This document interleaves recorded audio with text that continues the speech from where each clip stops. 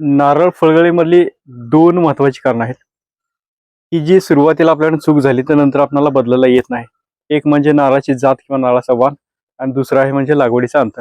आज आपण लागवडीच्या अंतरावर बोलूया. लागवडीचं अंतर विविध कृषी विद्यापीठाने नारळाच्या लागवडीसाठी शिफारस केलेलं अंतर आहे.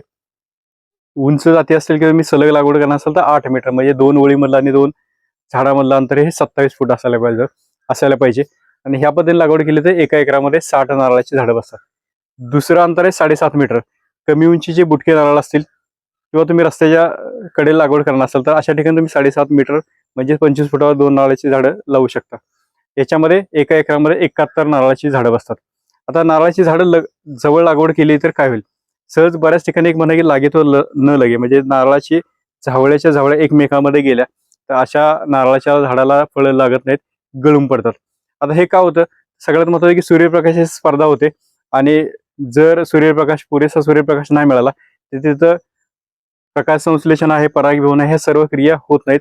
परिणामी नारळाची फळगळ होते. आणखी दोन म्हणजे आणखी महत्त्वाची कारण आहेत की अंतर जर चुकलं असेल तर कीड आणि रोगाचा प्रादुर्भाव. याच्यामध्ये रुगोज व्हाईट फ्लाय आहे किंवा इरिओफाईड माईट आहे, या किडीचा प्रादुर्भाव जर जवळ लागवड असेल तर खूप मोठ्या प्रमाणात वाढतो.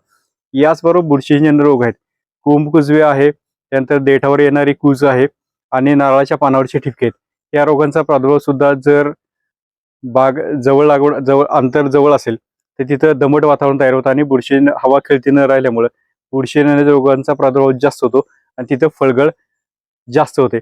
झवळ्यामध्ये झवळ्या जात असतील तर तिथं उंदीर किंवा खारुताई किंवा चाणी ज्याला म्हणतो अशा प्राण्यांचा त्रास सुद्धा जास्त होतो आणि तिथं आपल्या नारळाच्या बागेचं नुकसान होतं.